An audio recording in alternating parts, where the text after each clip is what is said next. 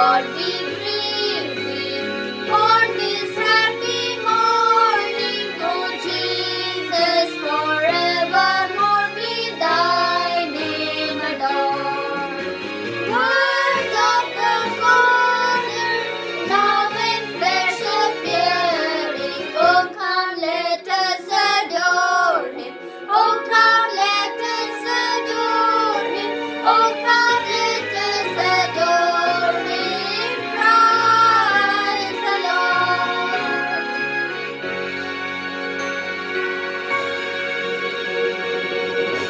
प्रभु यीशु मसीह के मधुर नाम में आप सबों को एक बार फिर से मेरा सलाम, जय मसीह की।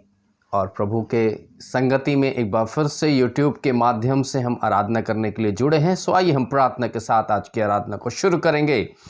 जीवित सामर्थी प्रभु, हम आपका धन्यवाद करते हैं एक बार फिर से विश्राम दिन के अंदर प्रभु आपने हमें अवसर दिया कि हम प्रभु एक साथ मिलकर करके, चाहे वो बुजुर्ग हों, चाहे जवान हों, चाहे बच्चे हों प्रभु, हम पिता आपकी महिमा में इस्तेमाल होने पाए।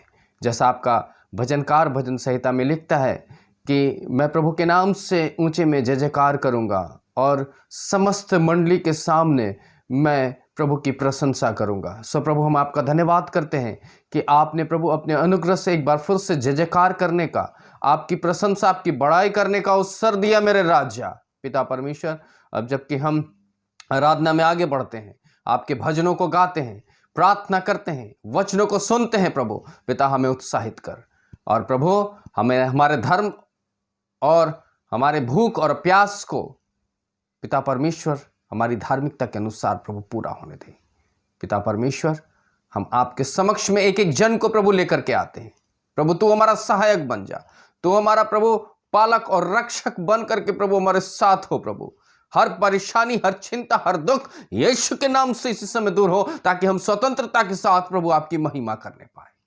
जितने लोग प्रभु इस आराधना में जुड़ते हैं, सबके आत्मा के साथ बातचीत कर, सबके उस उपस्थिति को प्रभु, अपने पवित्र उपस्थिति को प्रभु हमारे हृदय में डाल, ताकि प्रभु हम ईमानदारी के साथ आपके नाम की महिमा और अपने आप की तैयारी करने पाए। धन्यवाद करते हैं प्रभु प्रार्थना सुनने के लिए। यीशु मसीह के नाम से इस विनती को मांगते हैं, जैसे सुने और कबूल करें, आमीन।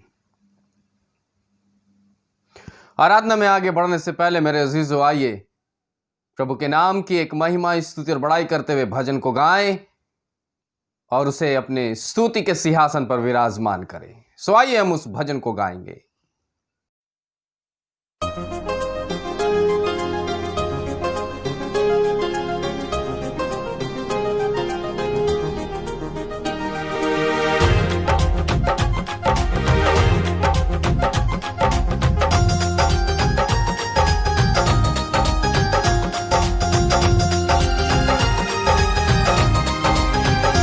यसु नाम मिला, यसु नाम मिला, मेरा जीवन संवर गया, मेरा जीवन संवर गया। यसु नाम मिला, यसु नाम मिला, मेरा जीवन संवर गया, मेरा जीवन संवर गया।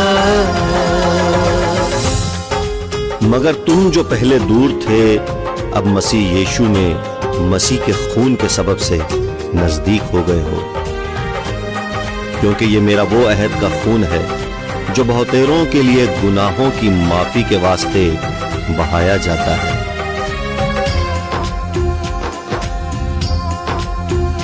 तूने लहू के कतरों को मेरे लिए बहा दिया, तूने जान बदन देकर यीशु मुझको बचा लिया।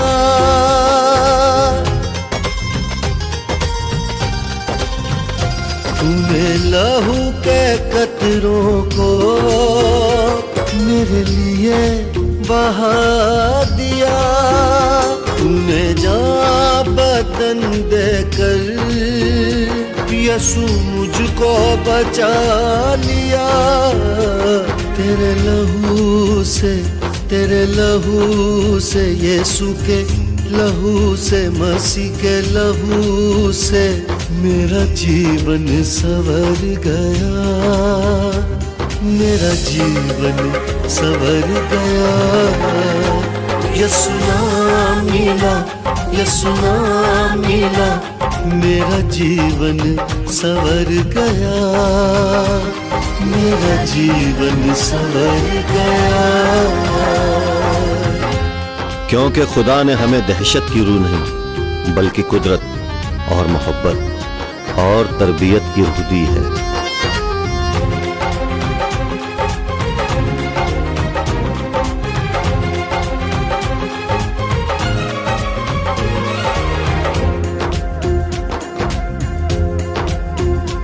तेरा नाम जो लेता है वो जिंदगी पाता है, तेरी राहों पे चलकर रूई नाम में पाता है।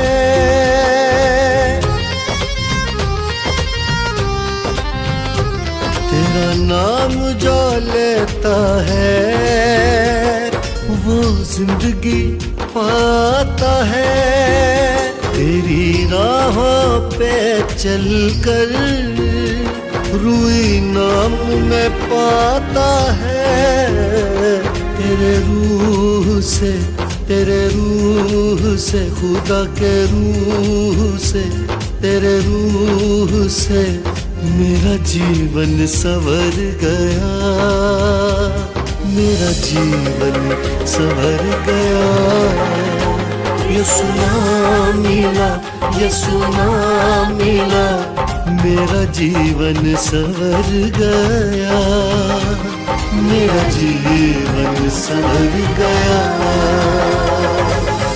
एक कोढ़ी यीशु के पास आया और घुटने टेक कर कहने लगा, अगर तू चाहे तो मुझे पाक साफ कर सकता है। यीशु को उस कोढ़ी पर तरस आया और अपना हाथ बढ़ाकर उसे छुआ और कहा, मैं चाहता हूं कि तू पाक साफ हो जा। फौरन उस आदमी का कोढ़ जाता रहा और वो पाक साफ हो गया।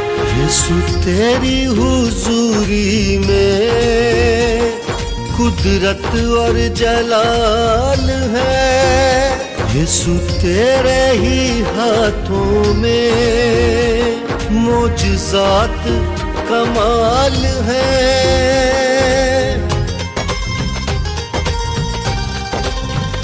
यीशु तेरी हुजूरी में कुदरत और जलाल है, यीशु तेरे ही हाथों में मोजज़ात कमाल है। तेरे छूने से, तेरे छूने से, मसीह के छूने से, खुदा के छूने से मेरा जीवन संवर गया, मेरा जीवन संवर गया।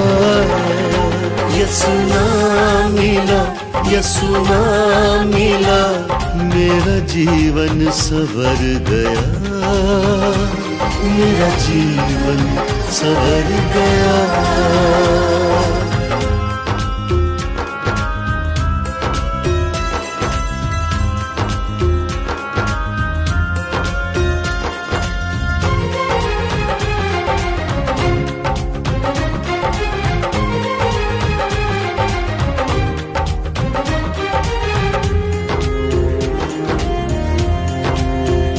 यीशु अब मेरे जीवन का एक तू ही सहारा है, मेरे जीवन की कश्ती का यीशु तू ही किनारा है।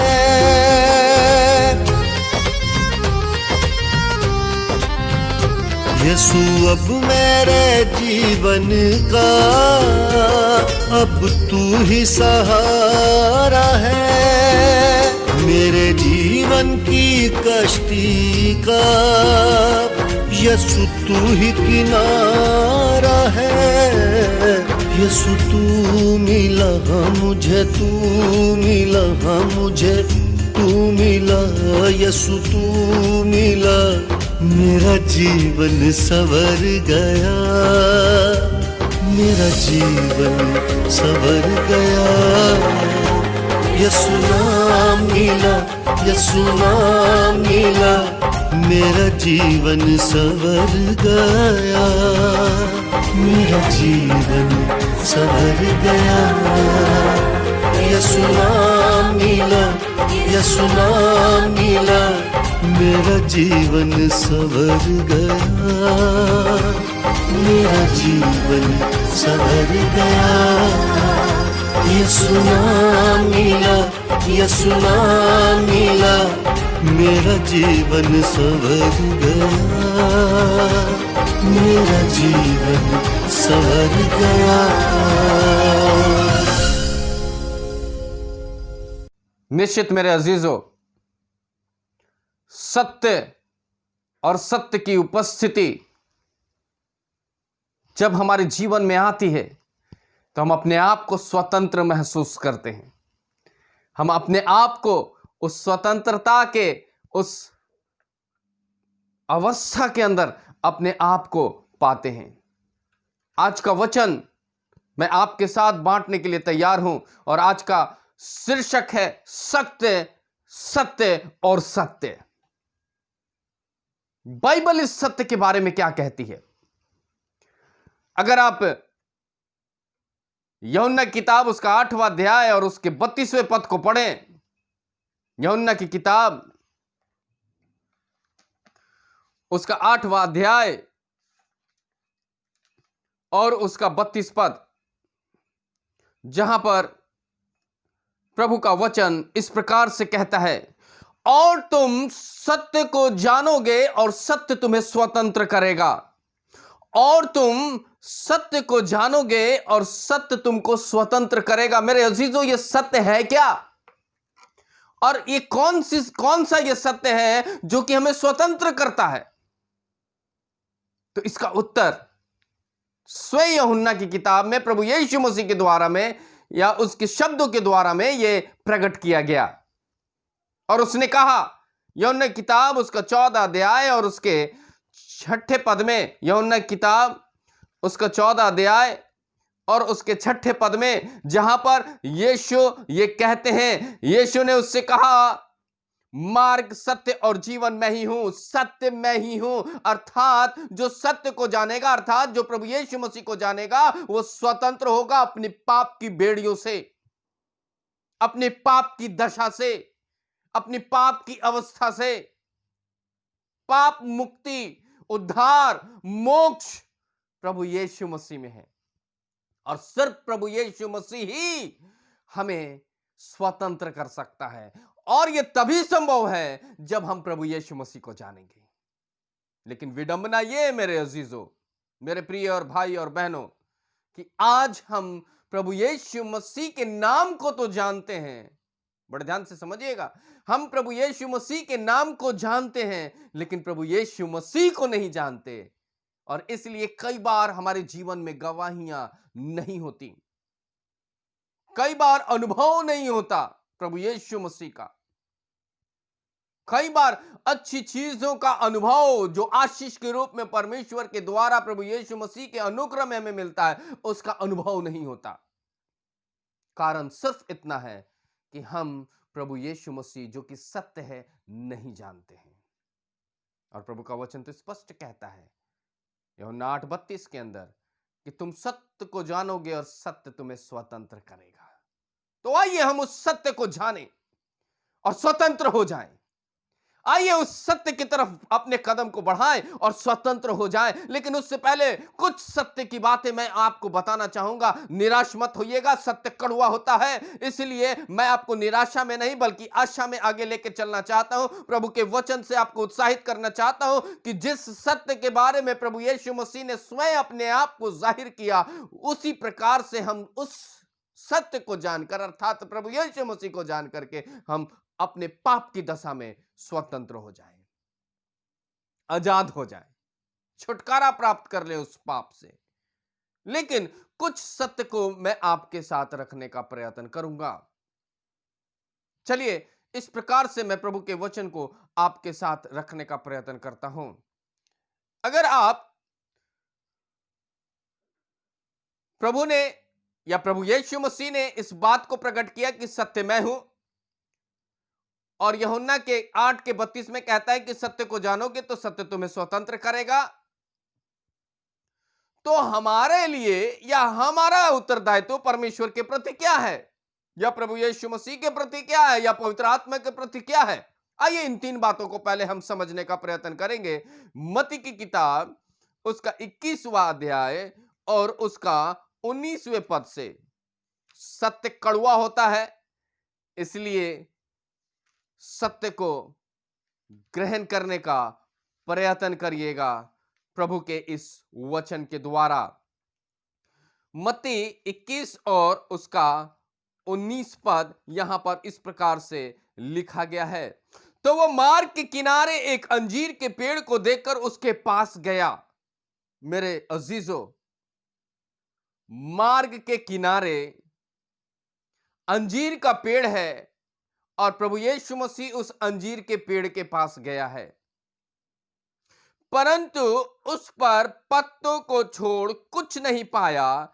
तब उसने उससे कहा, अब से तुझ में कभी फल नहीं लगेंगे। प्रभु यीशु मसीह आता है,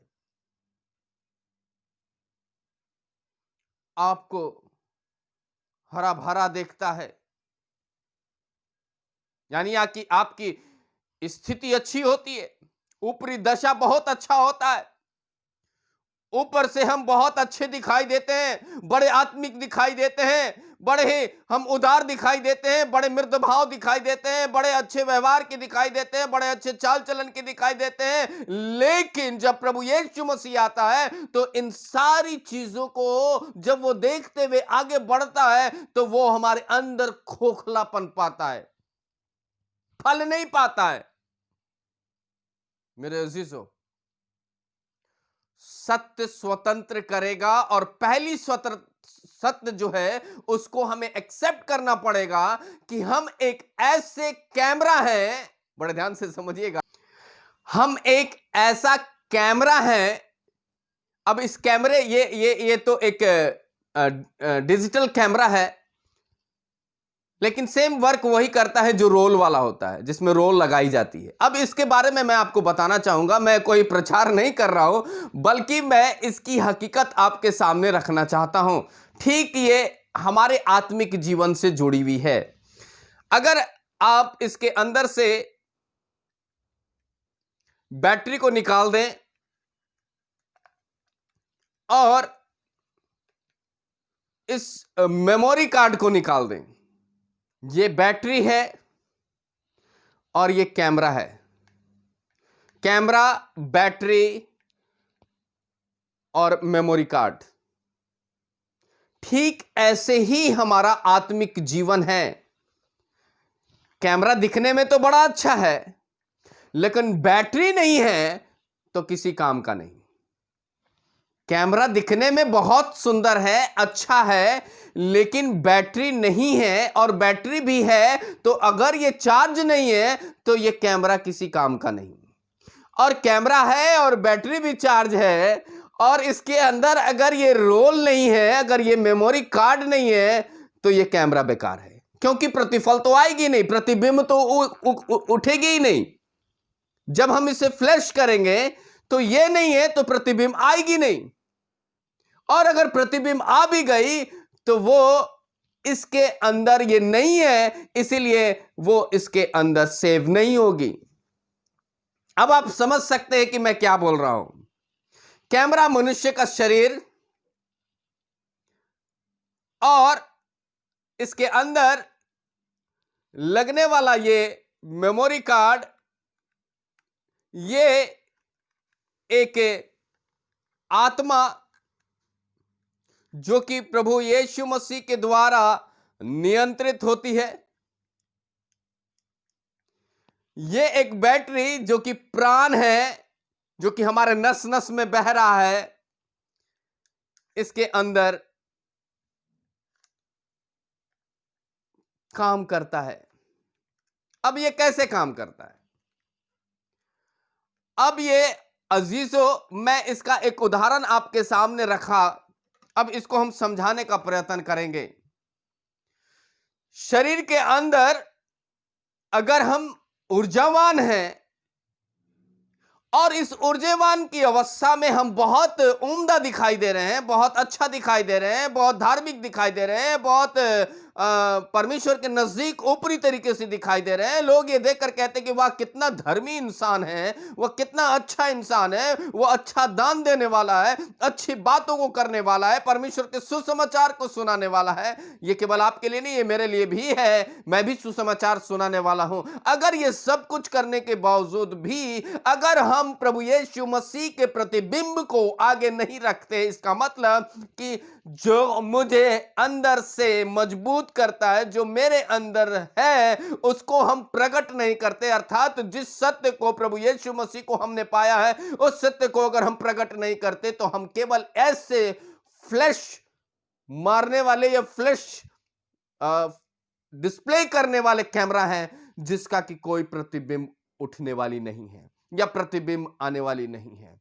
केवल हम खोखले मसीही जीवन को व्यतीत कर रहे हैं। और प्रभु यीशु मसीह जब आएगा तो केवल पत्तों को देखेगा, इसी ऊपरी बाह्य प्रकटीकरण को देखेगा, और जब कुछ नहीं पाएगा तो बड़ी उम्मीद के साथ जब वो हमारे पास आएगा और कुछ नहीं पाएगा तो वो कहेगा अब से इसमें कोई फल ना लगे। और ये बड़ी हकीकत है मेरे अजीजों, आज के मसीही जीवन के अंदर हम ऊपर से बहुत अच्छे दिखते हैं, बहुत उम्दा दिखते हैं, लेकिन अंदर से हमारा कुछ भी नहीं है, हमारा कोई भी फल नहीं है, हमारे अंदर पवित्र आत्मा का एक भी फल नहीं पाया जाता है, और हम खोखले मसीह जीवन को व्यतीत कर रहे हैं। हम अपने घर के अंदर क्रिसमस की तैयारियां करते हैं। बॉस, अभी 4-5 दिन बाद क्रिसमस आएगी, हम क्रिसमस की तैयारी में लग जाते हैं। क्रिसमस के अंदर अपने घरों को सजाते हैं, रंग रोगन करते हैं, अच्छे अच्छे डेकोरेशन को करते हैं, इंटीरियर डेकोरेशन को करते हैं, लेकिन मेरे अजीजों हमारे घर के अंदर प्रभु यीशु मसीह नहीं है तो वो सिर्फ हरे पत्तों की तरह है, वो सिर्फ उस पेड़ की तरह है जो सड़क के किनारे लगाया गया है। भजन संहिता 1 के अंदर क्या कहता है? भजन संहिता 1 के अंदर कहता है कि वो उस पेड़ के समान है जो बहती नाली के किनारे लगाया गया है। मैं पढ़ दे रहा हूं आपके लिए भजन संहिता 1, जहां पर इस बात का प्रगटीकरण है 3 पद में, वह उस वृक्ष के समान है जो जल धाराओं के किनारे लगाया गया है और अपनी ऋतु में फलता है और उसके पत्ते कभी मुरझाते नहीं, इसलिए वो जो कुछ वो मनुष्य करता है उसमें सफल होता है। मेरे अजीजों, बड़ा स्पष्ट प्रमाण यहां पर बाइबल के अंदर लिखा गया है कि हम किनारे, सड़क के किनारे उस पेड़ की तरह हैं जो हरे तो हैं, हमारे अंदर हरे हरे अवस्था तो दिख रही है, हम ऊपर से बहुत बेहतर तो दिख रहे, बेहतरीन दिख रहे हैं, लेकिन अंदर से कोई फल नहीं है। इस सत्य को अगर हम एक्सेप्ट करते हैं आज के दिन, अगर हम इस सत्य को मान लेते हैं मेरे अजीजों, तो निश्चित हम फल के पाने के लिए, ये फल को उत्पन्न करने के लिए हम उत्साहित होंगे।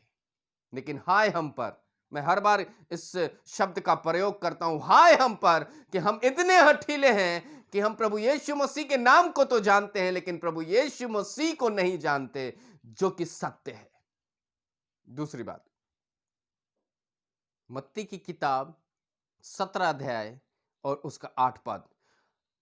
अब यहां पर मनुष्य केवल पत्तों की तरह है, हरे पत्तों की तरह है, और हम परमेश्वर को कुछ नहीं दे पाते। दैट मीन्स कि हमारे पास फल ही नहीं तो हम क्या देंगे? उस सत्य के प्रति हम ईमानदार नहीं हैं, उस प्रभु यीशु मसीह के प्रति हम ईमानदार नहीं हैं, और इसलिए हम ईमानदार नहीं हैं, इसलिए हमारे अंदर फल नहीं है। दूसरी बात, मत्ती किताब उसका 17 अध्याय और उसका 8वां पद लिखता है, तब उन्होंने ऊपर दृष्टि की और यीशु को छोड़ किसी को नहीं देखा।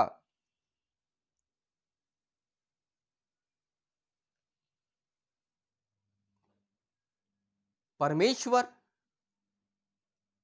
या प्रभु यीशु मसीह को हम क्या देते हैं? केवल ऊपरी बाह्य बनावट। लेकिन परमेश्वर हमको क्या देता है?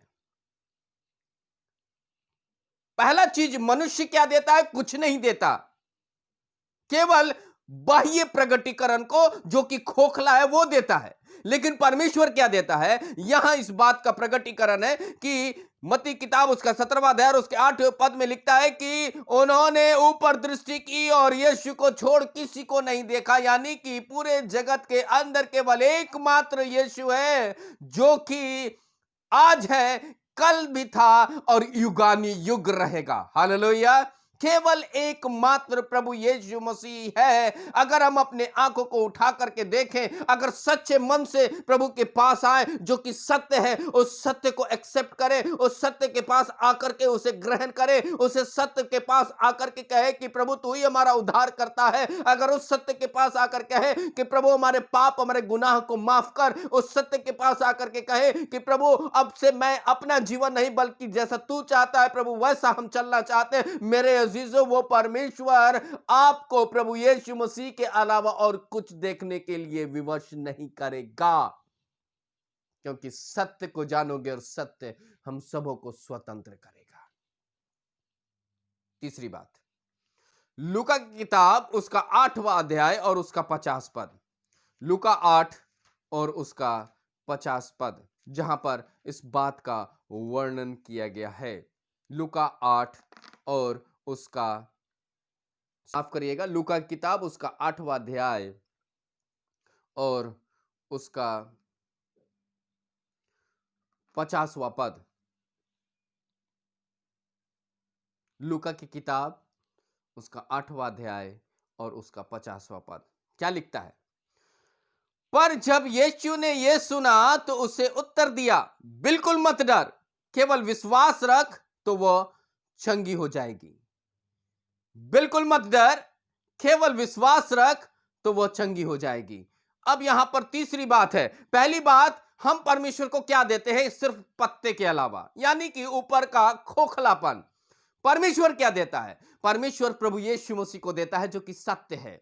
तीसरी बात, परमेश्वर उसी सत्य के द्वारा हमें उद्धार देता है, केवल एकमात्र विश्वास करने से, जो कि यहां पर लिखा गया है। क्या लिखा गया है? पर यीशु ने यह सुना तो उसे उत्तर दिया, बिल्कुल मत डर, केवल विश्वास रख तो तू बच जाएगी, चंगी हो जाएगी, उद्धार, बच जाएंगे हम। अगर हम प्रभु यीशु मसीह के समक्ष अपने इस खोखलेपन को त्याग करके फल लाने का प्रयत्न करेंगे और परमेश्वर को अपना उद्धार, अपना सब कुछ सर्वस्व मानेंगे, और तब परमेश्वर इसी प्रभु यीशु मसीह, जो कि सत्य है, उसी प्रभु यीशु मसीह में हमें छुटकारा देगा। हालेलुया। पत्ते बनना चाहते हैं, बन जाइए, परमेश्वर को कोई फर्क नहीं पड़ता।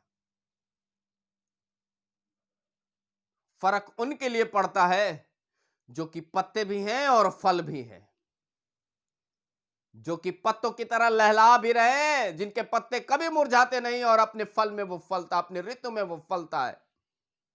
फर्क उनको पड़ता है, वो ललायित रहते हैं। क्या आप नहीं ललायित होना चाहते? क्या आप इस सत्य को जानने के बाद क्या उस प्रभु यीशु मसीह को ग्रहण करना नहीं चाहते? केवल प्रभु यीशु मसीह के नाम से जीना या प्रभु यीशु मसीह को जानना, क्या इतना ही काफी है?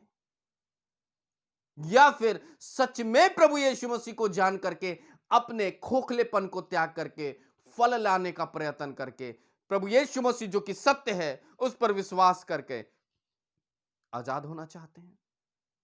निर्णय आपके ऊपर है, आप क्या चाहते हैं। अगर चाहते हैं तो केवल उस हरियाली के साथ फल का भी प्रयत्न करिए और सत्य को थामे रहिए, सत्य में बढ़िए और निश्चित जान लीजिए कि यह सत्य आपको स्वतंत्र करेगा। अब 3 अवस्थाएं, 3 बातें, 3 सारांश हैं। पहली बात, मनुष्य जिस प्रकार से प्रभु का वचन मत्ती किताब उसकी 21वें अध्याय उसके 19वें पद में कहता है कि वो अंजीर के पेड़ को देखा और उसके पत्ते हरे थे लेकिन उसमें कोई फल नहीं था, और प्रभु यीशु मसीह ने कहा अब इसमें कोई फल ना लगे। कहीं ऐसा ना हो कि प्रभु यीशु मसीह जब आए और हमें केवल व्यवहारिक मसीह देखे तो वो ये कहे कि अब तू अग्नि के अंदर चला जा। पहली बात, पहला का सारांश ये। दूसरी बात, जब हम प्रयत्न करते हैं कि केवल हम हरा नहीं दिखें बल्कि हमारे अंदर फल आए, तो परमेश्वर अपने अनमोल धन को जो प्रभु यीशु मसीह है हमें समर्पित करता है एज ए गिफ्ट, वरदान के रूप में। पिछले बार आपको मैंने बताया है कि प्रभु यीशु मसीह वरदान है। जब सामरी स्त्री उससे पानी मांगी तो वो कहती है अगर तू परमेश्वर का वरदान को जान जाती और मुझे जान जाती तो मुझसे जीवन का जल मांगती और मैं तुझे देता। मेरे अजीजों, स्वयं परमेश्वर उस वरदान को, उस अनमोल वरदान को प्रभु यीशु मसीह को हमारे जीवन में देता है, केवल खोखलेपन के कारण नहीं बल्कि हमारे आंतरिक अवस्था में आत्मा के फल को देख करके। तीसरी बात, सारांश में, जैसा कि लूका किताब उसके 8वें अध्याय और उसके 50वें पद में कहता है कि मत डर, केवल तू मुझ पर विश्वास रख तो तू छूट जाएगी, चंगी हो जाएगी, आजाद हो जाएगी। यहां क्या कह रहा है? अगर हम अपने खोखलेपन को त्याग कर करके प्रभु यीशु मसीह जो कि परमेश्वर का अनमोल धन है उसको अगर मिल जाता है, अगर वो हमें मिल जाता है, अगर हम उसे पा लेते हैं तो हम आत्मिक आनंद के अंदर आगे बढ़ते हैं। अब आप कहिएगा ये कैसे हो सकता है? मेरे अजीजों, बाइबल स्पष्ट करती है कि तुम सत्य को जानोगे और सत्य तुम्हें स्वतंत्र करेगा। तो जब हमें स्वतंत्र करेगा और सत्य की बात को हम जान गए हैं कि प्रभु यीशु मसीह ही सत्य है, तो अब हमारे लिए क्या मुश्किल है कि हम प्रभु यीशु मसीह की तरफ ना जाएं? कौन सा ऐसा रोड़ा है जो कि हमें रोकता है उस सत्य की तरफ जाने के लिए?